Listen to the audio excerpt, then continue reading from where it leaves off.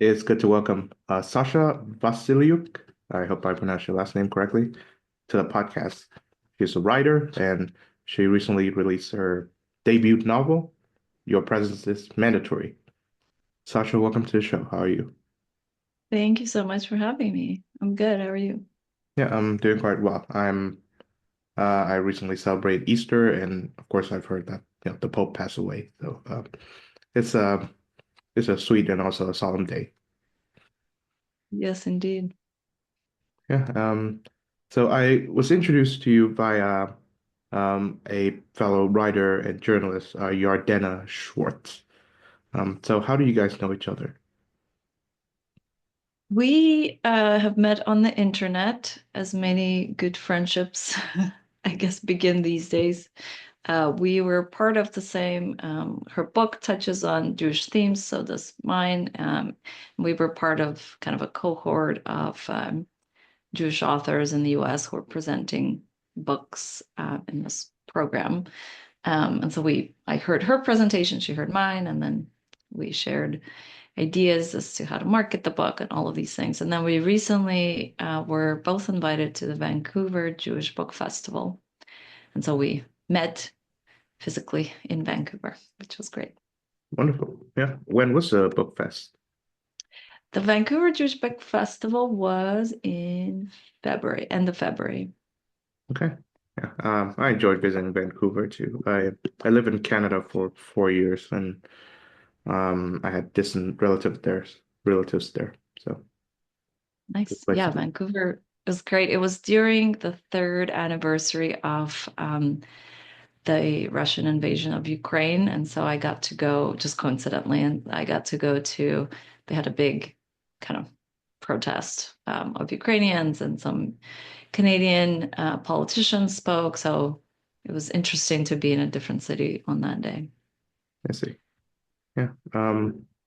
So I'm guessing you've been following the war for some time. I live close by, so it's the war. It's a hot topic amongst Hungarian politics.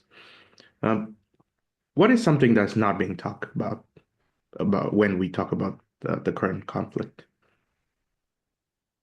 I think one thing that isn't talked about much is the role that World War II plays in the kind of the Russian propaganda, and how that memory, that trauma, that pride, all of those kind of complex emotions that a lot of people who live in Eastern Europe associate with World War II, how it's been kind of usurped as a national idea in Russia and as something that's been sort of weaponized and used as one of the excuses for this war.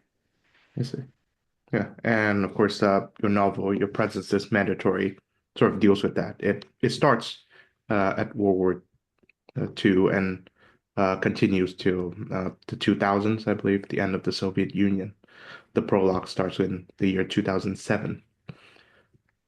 Tell me, what inspired you to write the book? Yeah, the book goes sort of, if you look at it, kind of the chronology of it, it stems from World War II until all the way until 2015 in the Donbass, when the war was already ravaging that region, but before it became all-out war that we're seeing today, and seeing the war begin in the Donbass where my family lived was actually kind of the main impetus for writing this book. But the idea for it, so Your Presence is Mandatory, centers around the main character, Yefim, who he's a World War II veteran. He never talks about what happened to him during the war, but there's kind of an assumption within the family that he was essentially a war hero. When he passes away, which happens on paragraph two, or first second page of the book, when he passes away as an old man in 2007, the family discovers a letter that he'd written, a confession letter that he'd written to the KGB, where he explained what actually transpired, and kind of during World War II. Uh, the content of that letter is very shocking to the family. And so, kind of in chapter 2, we begin seeing a back and forth between what Yefim really went through in World War II and sort of why and how he is hiding it, and also kind of the toll that the hiding, that keeping the secret, takes on him and the family, and sort of the role that secrecy plays in kind of in this family, but also really in larger Soviet society from in the peace decades. So the peace decades are from war in Ukraine. And for me, the kind of the first chapter where you see the family discover the letter, it's actually based on more or less exactly what happened with my family. There was indeed a letter. The plot part of the book of that deals with World War II closely follows what happened to my real grandfather. Although it's a novel, so it's fictionalized, but kind of the basis, the skeleton of the plot follows his actual adventures as he confessed them to the KGB. Um, and so while that happened in 2007, indeed, my grandfather passed away. We discovered this letter. I didn't at the time feel that I was like ready to write a novel about it, though I thought it was a good idea, nor kind of interested, nor did I really think that writing about war, in particular about World War II, was like super relevant or kind of urgent. And for me, that changed when war came back to the same land, to Ukraine in 2014, except not from, the Germans, but now from the Russians. Um, and I saw that World War II was now being used as an excuse and as part of propaganda. And so for me, these two events became very linked. And I decided to finally sit down and write a novel that kind of tells that story, gets us to more or less the present moment. I see. Well, so as someone who's not a uh, Russian expert or Russologist, I suppose, how does the Russian government today use World War II as a propaganda tool? Sure. So one thing that I think is important to understand first before I explain like the propaganda part of it is like the role of World War II in kind of the psyche of the people. So you live in Europe, right? World War II is irrelevant. It's still a relevant event. People still remember it. There's maybe fewer people who were alive at the time, but the story's kind of carried on. You see it in monuments around it. Like it's an inescapable part of life in Europe, much less so in America where I live. Um, in Russia, or kind of I would say in all of post-Soviet space, the war was so traumatic, it really affected every family. So I am here today because somebody made certain decisions, was lucky, whatever, survived in a certain way. And every single person who's basically alive today is a descendant of somebody who experienced something very traumatic and survived. And and because this affected every family and the numbers, there were 27 million people who died in Soviet people who died in World War II. It wiped out in Belarus, it wiped out a quarter of the population. I mean, like it's sort of unimaginably horrible in terms of how it affected that part of the world. Um, it was always this.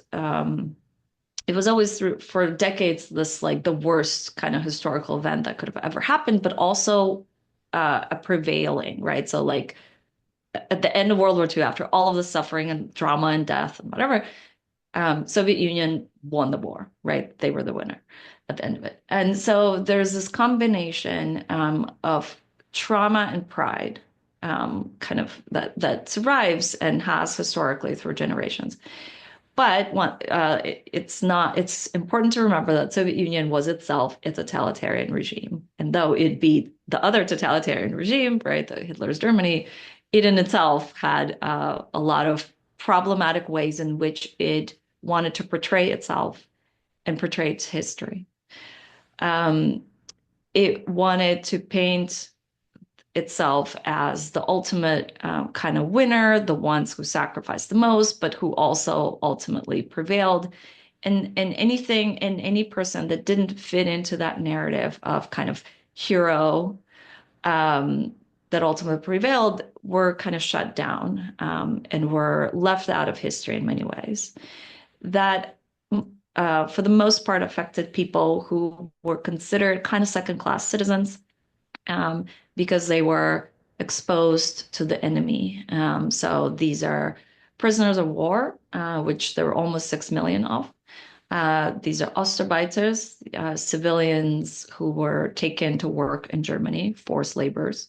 There were about 3 million of those.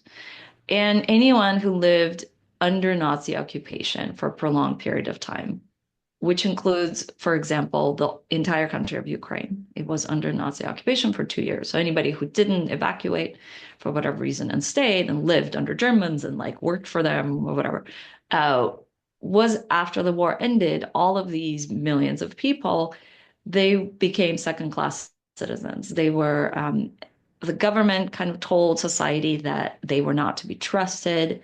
There was a record. Their records were marked in a way that anybody who would ever look at the records would then know that they were not to be trusted, that they are a second class citizen, that they should not be considered for promotion or acceptance into like prestigious graduate programs or universities. So, they got their points kind of were reduced in a way, and anybody who wanted to not let somebody succeed could easily do so just from their records. This record, this mark on their record, lived with them until the end of the Soviet Union. So for over 40 years. And only in the 90s, when Soviet Union fell apart, were they kind of, became as equal as anyone else in a way. For so getting back to kind of the propaganda of the war and how that was used today, when Putin came to power, he didn't really have kind of a unifying national idea. Um, and eventually, after a few years of ruling, really wanted to find something that would kind of give a national idea, and through that help consolidate, help kind of rule the people and help consolidate power. There were a few ideas floating around. They tested them out, and eventually they landed. There were like actual people hired to do this research, and they landed on World War II because it affects everybody.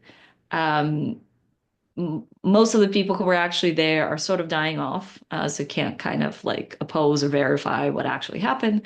It is traumatic and it is heroic, and with that combination, kind of psychologically, you can do a lot. And so when it became kind of a cult, like way before the war in Ukraine began, it became a cult. There were all of these parades to celebrate. There were museums built that didn't exist before. So really, like a lot of money was invested in this. Let's venerate World War II and our part in it.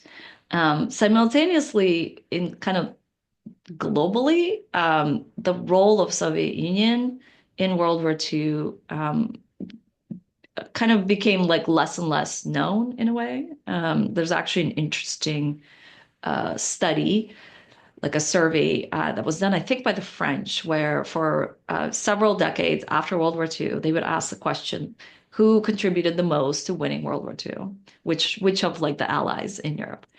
And at first, if you look at the chart, at first it's like mostly Soviet Union, and then US and England and France are kind of smaller. And as the decades continue on to I think the 90s, it gets reversed. US like rises up. All the other ones, all the other allies rise up as if they really did the most, and then Soviet Union becomes smaller and smaller. Also, Soviet Union is no longer a country that exists, right? So they can't kind of like as a place promote themselves. It's a failed project, right? It's a place that failed in a way, and so and they kind of failed in I would say in marketing themselves and in public relations front versus the America. America's quite good at marketing itself. Anyway, so there was then this idea in Russia that World War II is the easiest thing to unify everybody and to kind of c control the narrative. And when there was an actual way to use it, so when Russia started meddling, took Crimea from Ukraine, and then got involved in the Donbass, where my family happened to be, you started to see World War II being used in a way. So I'll give you an example. There were posters around and kind of like bumper car stickers that pro-Russian powers and fans of Russia would put on, and they would say, "Our grandfathers, um, took Berlin. We will do it again if necessary."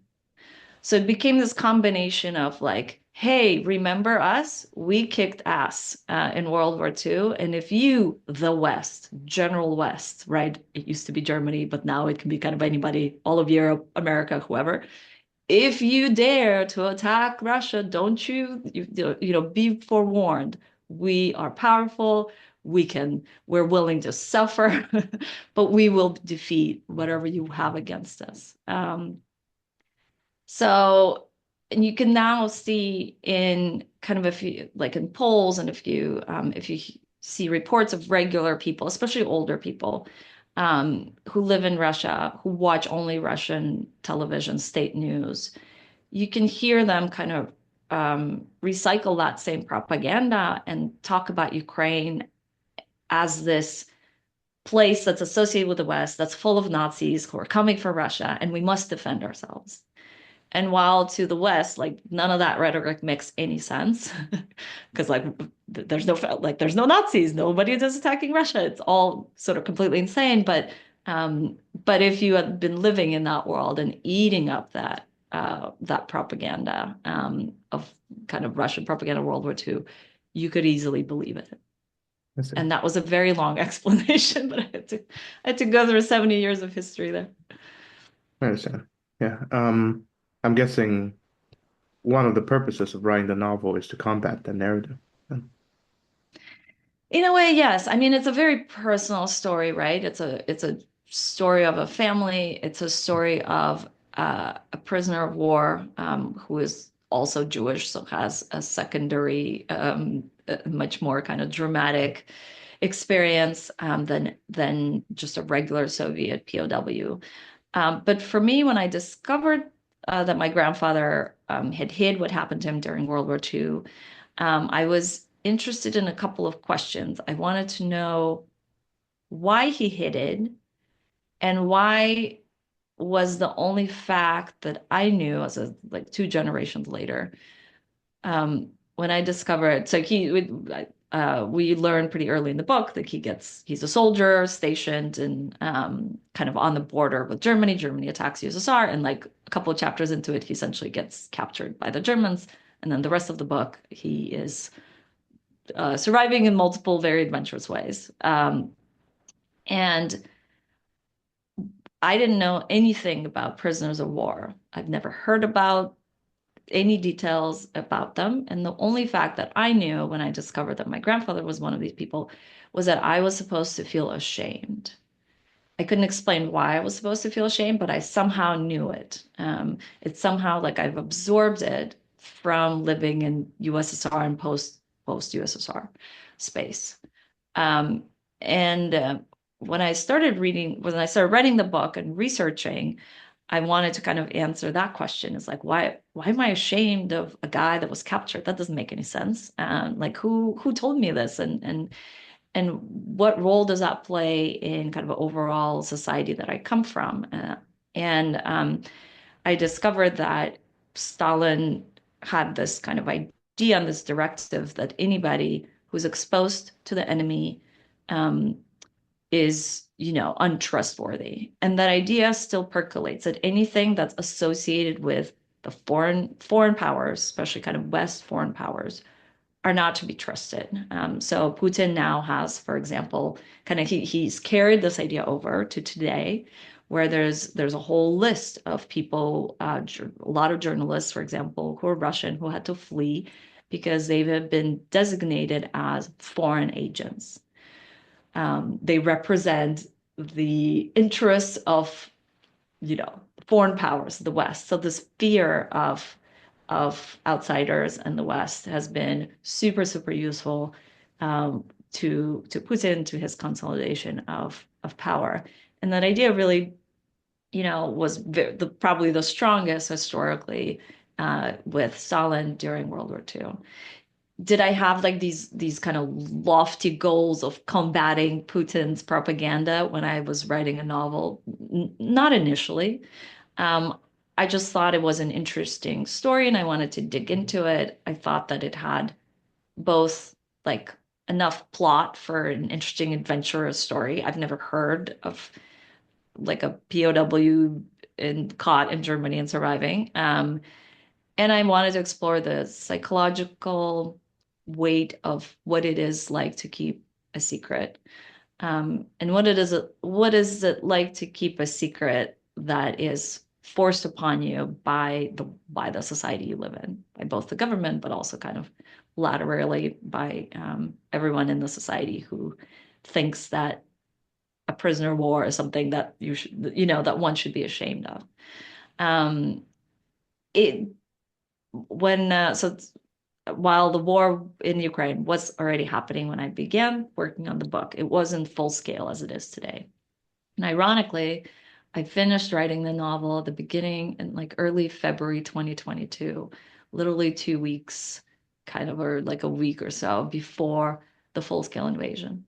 Um, and and for me, then when the full scale invasion began, it kind of changed the context. It gave this work an even deeper and urgent meaning, I would say.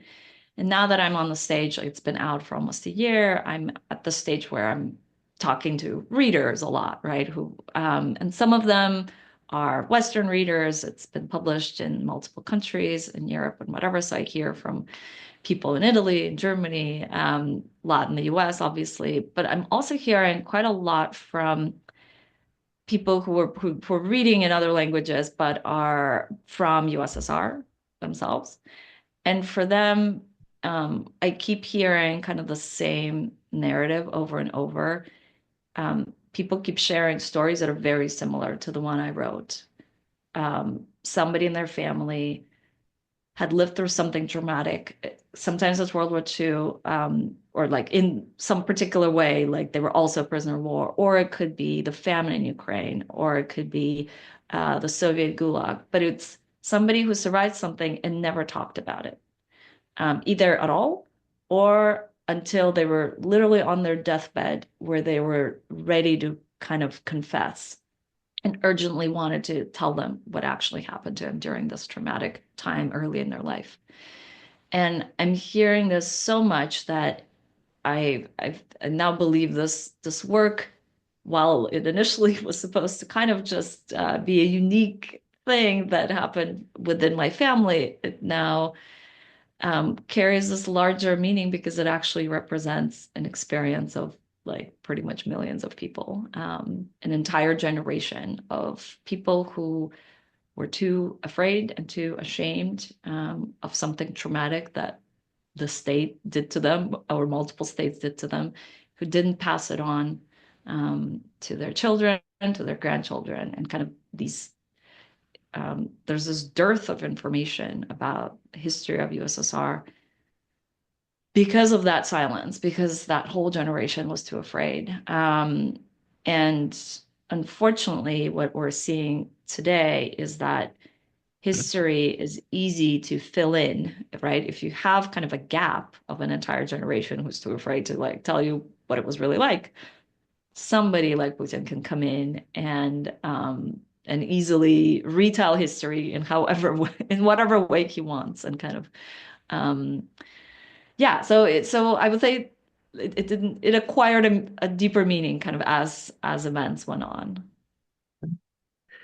I'd like to ask about the effect that totalitarianism has on the average person, because I detect that is one of the themes that are being discussed in the novel too. Yep. And of course, Solzhenitsyn also has this great novel, Ivan Desinovich, the life of A Day in the Life of Ivan Desinovich.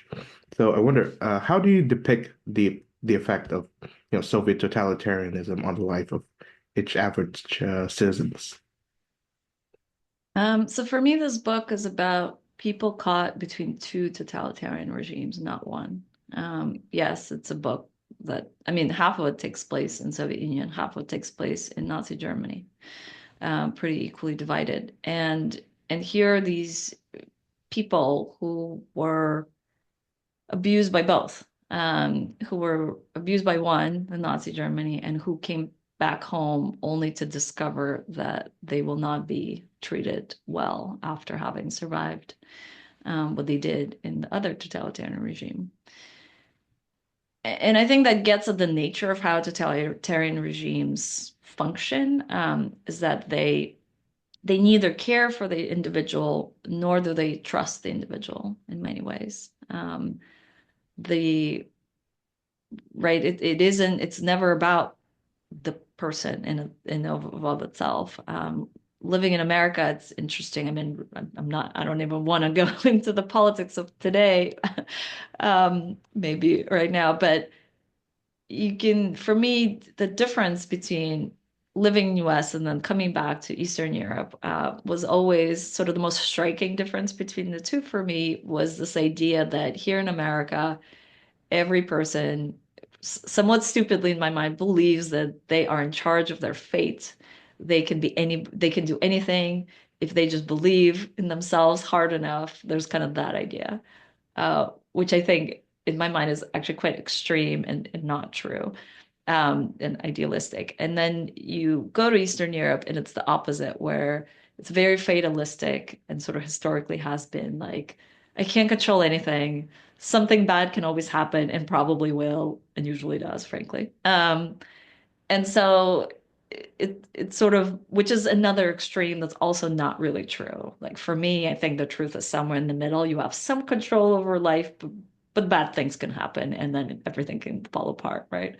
Um, but I grew up in these cultures that are completely kind of on opposite extremes of this idea. And I think it stems in very many ways from sort of like, American history, its relationship with democracy. It's like all of this, American, let's call it propaganda, right? That has convinced the individual that they are responsible for their fate. And I actually heard an interesting radio program recently talking about how for those Americans who haven't succeeded in like the American dream, that there's this sense of shame that like they had all the opportunities. So why didn't they? What's wrong with them that they didn't, succeed in the society?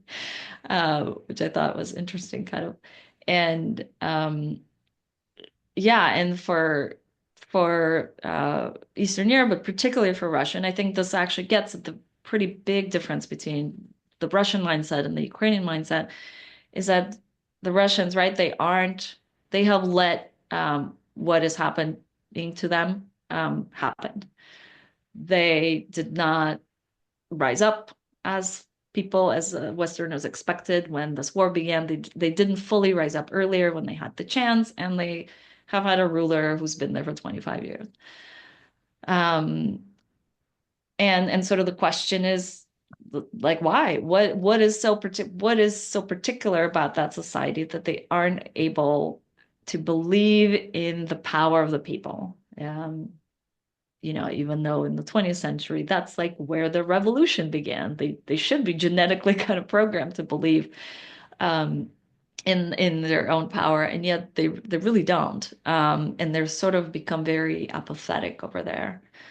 And I think the answer is like, how did we go from a people, Russian Revolution to a ruler who's here for 25 years and nobody does anything?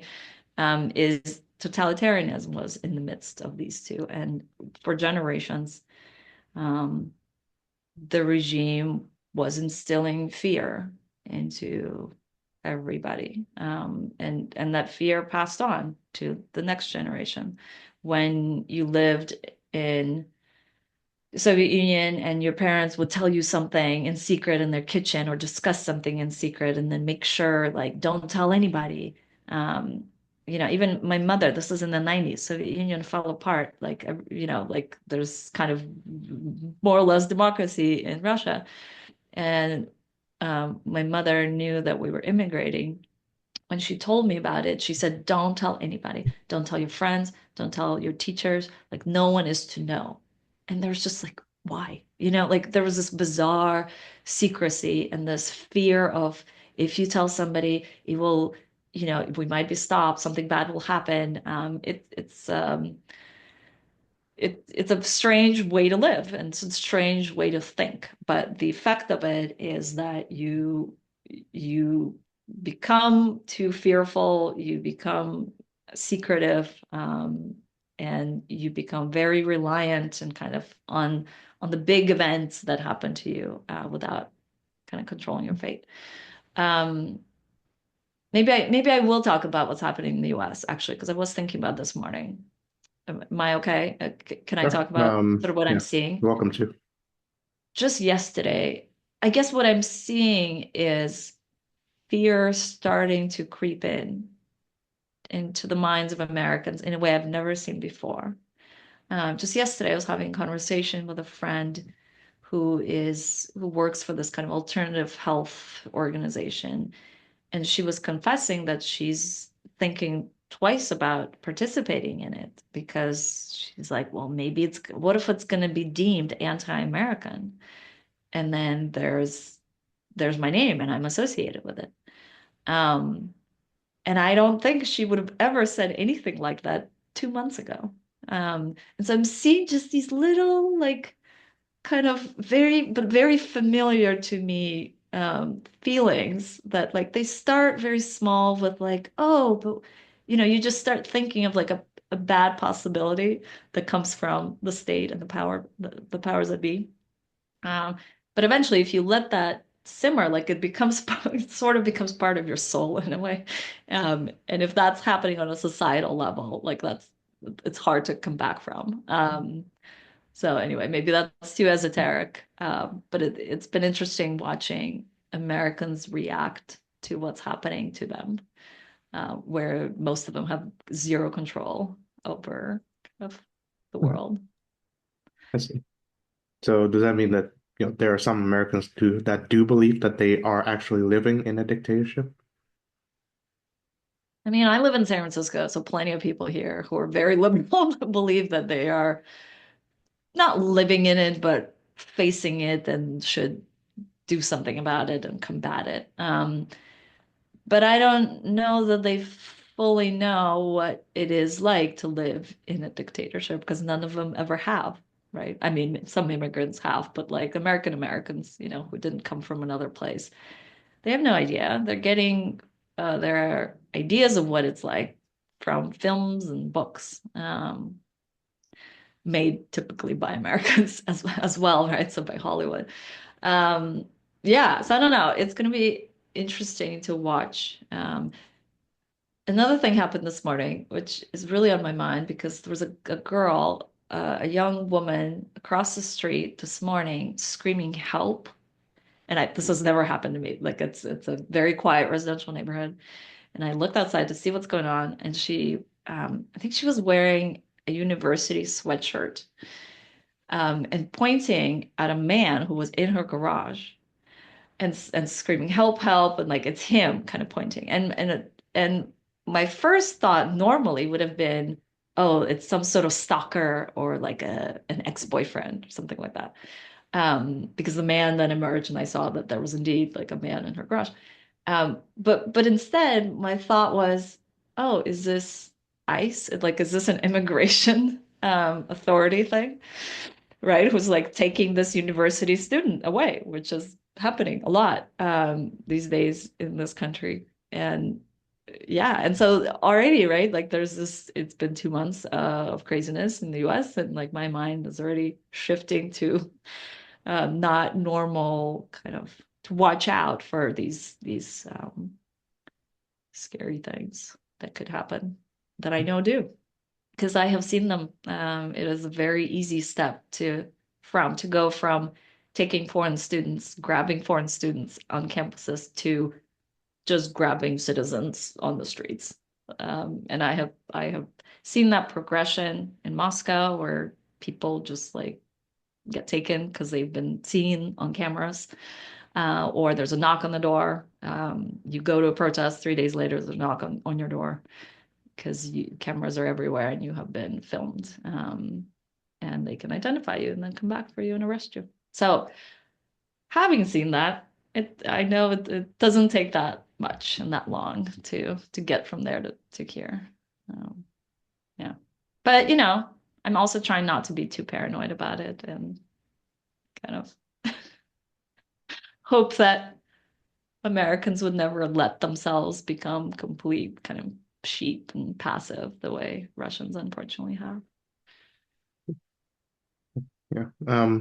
So I'm glad you mentioned the fact that there are certain parts of our destiny that we cannot control because I initially thought that this conversation would go uninterrupted until bad internet happens. Um, but yeah, I'd like to circle back to the difference between the Russian and the Ukrainian mind. So I wonder to what extent have the Ukrainians sort of like either inherited or resisted this fatalism that the Russian seems to be having. Yeah, that's a fascinating question. And I'm not going to say that I'm an expert on like the Ukrainian soul, frankly. But I'm seeing a huge difference, and I have been seeing it for a long time, where, right, like we have Putin, it's authoritarian power in Russia, and a lot of people agreeing, a lot of people within Russia agreeing and kind of, perfectly accepting it, and but not all, but many. Versus in Ukraine, where even before the war, um, I remember my aunt telling me, who lives in Ukraine still today, my aunt telling me how in 2008, when there was a very short war between Russia and Georgia, that my aunt thinking, and I think I've been saying it out loud, like, thank God we're not there. This is somebody in the Donbass. This is a Russian speaking person, but who lived their entire life in Ukraine, who is very happy that they live, no, even though that Ukraine has been historically like a pretty messy place. There's always a revolution. There's one president, another president. There's like, if you ever, I remember even as a kid watching kind of fight, like physical fights in the parliament. Like it's sort of kind of a little bit of a wild place. But the people living there were happier with that than with living under Putin and authoritarianism, which wasn't even as bad as it is today, right? Like it was somewhat mild in 2008, and yet still. Um, and I think that is what kind of the Russian political elite today does not seem to understand, is that for some reason they believe that there's all of these people in Ukraine who would be happy to live under their power. Um, and maybe there's some, but certainly fewer after they bombed the place. Because, like who would want to live under the people who bombed you? No, like that's just irrational. Um, but also historically, they haven't wanted to live there for very, very many years. It's yeah, it's interesting. I also remember that before, I'd say like even in the years sort of after the conflict began in 2014 and before it became full-scale invasion, um, a lot of like all the nannies and kind of adult, like senior caretaker people in Moscow were Ukrainian women. And I remember it was like this big trend. Everybody had a Ukrainian nanny in Moscow. Um, they were considered like, I don't know, good workers. Um, they cook really well. They're very like they're caretakers, I mean, in the US we have kind of certain nationalities that are known for that as well. But I remember being sort of kind of shocked in a way that there's all of these Ukrainians in Moscow. Um, but yeah, Russians are very snobby. In many ways, they do believe that they live in this great nation. Some of them believe that their nation was even greater when it was Soviet, and they have lost the greatness and are bitter about it and want it back. Some of them believe just kind of in the Russian idea of greatness. That is very much fed to them from the top. Um, the nationalist education in Russia is pretty strong and has been even when I went to school there, and more so today. It's, the greatest Russian literatures, the greatest composers. We have the greatest whoever ballerinas, whatever. And there's always all of these people who are the greatest at things. And we beat world and we defeated Hitler, So there's a lot of emphasis on the great things that and accomplishments that Russia has, and almost no mention of anything bad that Soviet Union or Russia did. Like I don't think I knew about kind of 20th century history of how Soviet Union sent tanks to all of these lovely Central European countries until I lived in the US, or until I lived in US and Europe. It was it was just like not a thing that's ever being taught. And so when you live in a place that only, that never admits any wrongdoing, but only like believes that they're good and they only do good things for the world, you're gonna be pretty delusional. Like as a society, you're gonna believe you have the right to have it all and to be respected, and the West doesn't respect this, and so we need to teach them a lesson. You got to respect Russians. We're the best. Um, it's this idea. I mean, it's this idea of grandeur that's ridiculous. Ukraine is a small place. It is a small place that has been historically messed with by all kinds of people. It's an in-between country, just like Poland. So um, they don't have that idea of grandeur at all. Um, and their national idea is different, and I think is changing and has changed a lot in the last 10 years because of their crazy neighbor. So, finally,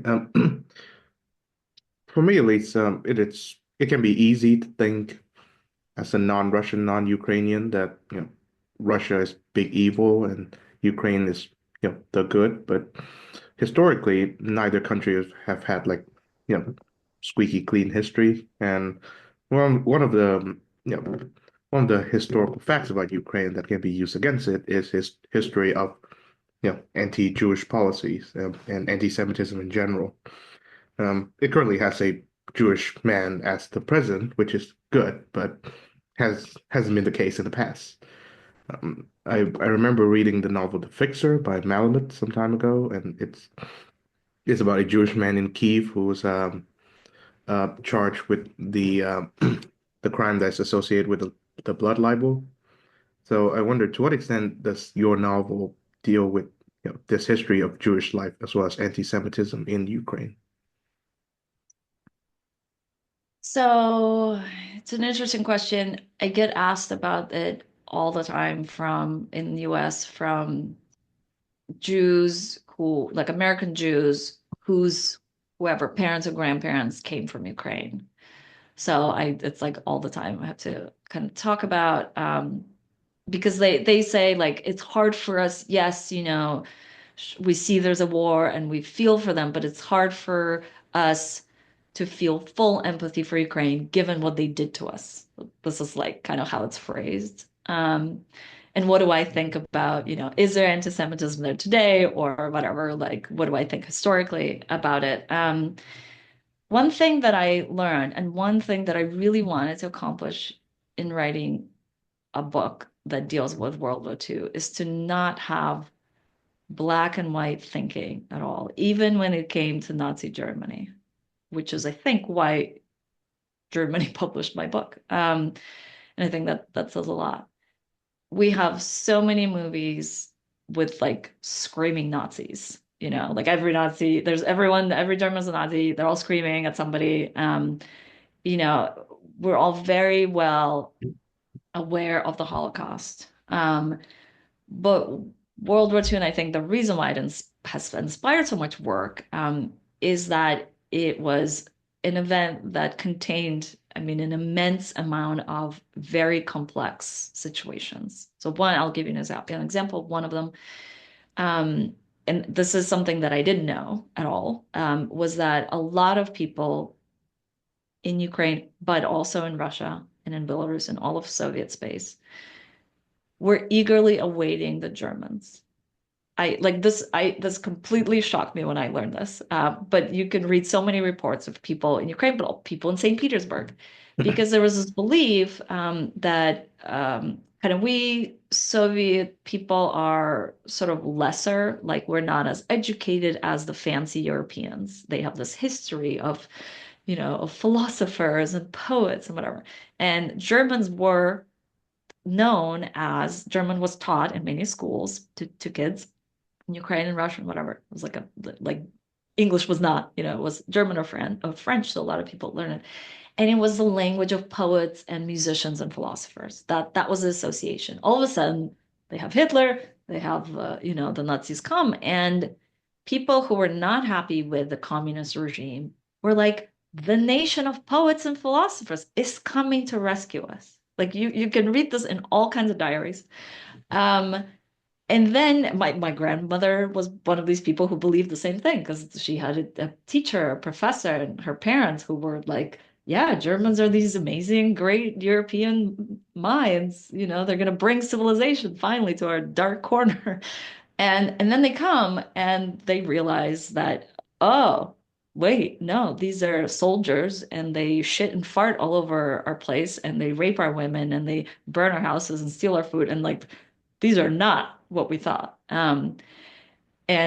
And then it becomes a question like, oh, do we want this or do we want the communist regime? Like, oh, we'll probably stick with the communist regime because these guys are actually worse.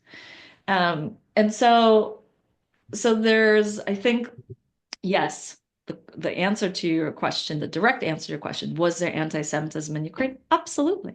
Was there anti-Semitism in all other Soviet places? Yes. Russia, yes. Belarus, yes. It's just most Jews lived in the Pale of Settlement historically, which was in Ukraine and Belarus, and fewer in Russia. And so there were more Jews to kill, I guess, in kind of in the more Western uh, parts of the Soviet Union. But there were also a lot of people who saved Jews. My grandmother saved a girl who was her age, who hid her for a time until she found a different place. Um, and uh, he, Yiddish was a language that was widely spoken in Ukraine, like in the city where my grandmother lived. You could hear before, kind of in the 20s and 30s, you heard Ukrainian, you heard Russian, you heard German, and you heard Yiddish. Just like kind of like you went through the market, you heard all those four languages. It's very hard for us to sort of imagine that world because that world it has disappeared. And Warsaw was the same thing. I lived in Warsaw for a year, and yeah, it's very hard to imagine, but it was like this huge Jewish population, and it was all very intermixed, and this big kind of like New York, where everybody is all from different places. And now you go to Warsaw, and it's all Polish people. You go to Ukraine, it's mostly Ukrainian people, although some Jews still live there who didn't immigrate or weren't. So I wanted to write a book that doesn't say like, Germany bad, Russia good, Ukraine bad, or whatever, or whichever way. Because when I researched it and read kind of firsthand accounts and interviews with survivors, what you discover is that every single person who survived in whichever way during this super crazy time survived because a person that they came across made a personal decision. A German guard looked away at an opportune moment and let somebody pass through that they shouldn't have passed through. Or a doctor who was supposed to examine, let's say, like a Jewish soldier and would have discovered that they're circumcised and hence Jewish and should have been killed, examines and says nothing and lets them go. Or, like in an example I have in my novel that was taken from a real event that my grandfather described, he came across another Soviet forced labor and asked him for help. And instead of helping the Soviet forced labor, he was Belarusian, brought a polizei to arrest the main Yefim, the main character of my book. So like all fates came down to these very individual decisions. And I'm seeing it play the same dynamic play out today. Are all Russians evil? No. Are all Ukrainians good? No. I can give you many examples of both. Russians risking their life and going to prison, or just feeling like they live in a prison, like a friend of mine in Moscow, or Ukrainians who did, shitty things, and who like moved to Poland and then kind of abused their Polish hosts, and like took things from them, whatever, right? Like people are people. Whatever their kind of national situation is, in a way, influences them to only such a degree. And I think that's how it was for Jews. Were a lot of Jews killed in Ukraine? Yes. Were most of them killed by Germans? Yes. Did some Ukrainians assist? Yes. Did some Ukrainians help and hide? Yes. You know? Um, it's just I really don't like making sweeping generalizations about nations now that I've looked into history deeply. I think that's something we can take away from with this conversation, and obviously with the novel, your presence is mandatory. Thank you very much, Sasha Vasilyuk, for joining the show. Thank you so much for having me. It's been a pleasure.